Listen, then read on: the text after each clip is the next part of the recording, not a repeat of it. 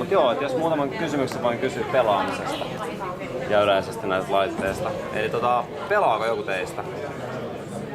Kyllä, siis mulla ainakin niinku konsoli nyt ei oo tällä hetkellä, mutta mulla oli joskus joku Pleikkari 2 tyyppisesti, mutta siis jotain NHL tulee kaverin kanssa hakattu aina silloin täällä. Joo. Molemmilla bussissa vapaa. Niin, no siis bussissa on vanha Xbox itse asiassa. Ja keikkabussissa tulee pelattua Xboxia? Joo, siis siellä on tää ihan niinku perus. Tää, siis joo, ihan se ensimmäinen. vanha, niin onko se ihan pelkkä Xbox nimeltä? Taitaa olla, onko se jotain tyyppikoodia? Mun mielestä se on vaan Xbox. Joo, siis se on siellä. Siellä on joku vanha NR ja jotain näitä klassikoja.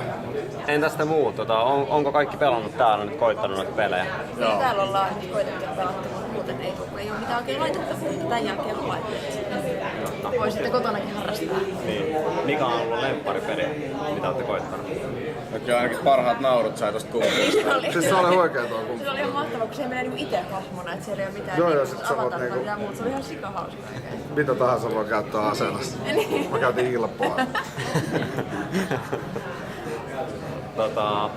Entäpä voisitteko kuvitella, että just vaikka niinku, toi keikkabussi-aspekti oli aika hyvä, että keikkabussissa sit käyttää aikaa pelaamiseen, että siinä saa kuitenkin vähän liikuntaa ja sitä aika menee nopeasti. Ihan mielettömän kuuma, kun pelattiin Martin kanssa tennistä, niin se oli oikeasti henki, että se oikeasti niinku liikut silleen, että Niin periaatteessa kyllä se tila riittää siellä bussissakin periaatteessa, koska niinku toskin seestii siinä yhdellä pisteellä, että eihän se tarvii juosta niinku. Se on vaan mutkassa sitten.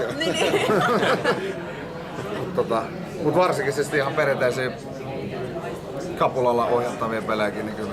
Niin aivan. Ootteko niitä koittanut tossa esimerkiksi toi Halo, siitä tulee nyt uusi julkaisu, niin ootteko sitä päässyt vielä koittaa? Niin täällä ollaan vaan koettu nyt noita Kinect-juttuja. Joo, okei. Ei oo vielä kapulaa pidetty kädessä kertaa.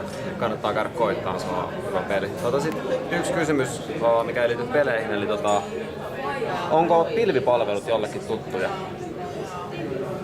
Suurin piirtein tiedän niinku niitä, mutta en oo käyttänyt sitä systeemiä. Eipä sano mitään. Kuulostaa epäilyttävältä. Oot sä nukkunut siellä meidän briefissä? Eikö niin joo, siellä oli puhetta. Oliko se tää, mikä muistuttaa aavistuksen Dropbox-juttuja? Joo. Joo, kyllä. Joo. Eli pilvipalveluthan siis helpottaa tosi paljon työskentelyä. Esimerkiksi voi aikatauluja rukata pilvipalvelujen avulla sillä tavalla, että tiedostojen ei tarvitse olla sillä yhdellä tietokoneella, vaan ne voi jakaa netin kautta monelle. Esimerkiksi tämä Microsoftin SkyDrive on sellainen. Ja sen kautta pystyy todella helposti tekemään duunia ja muita vastaavia. Suosittelen tutustua täällä Hello Helsingin viikoilla siihen.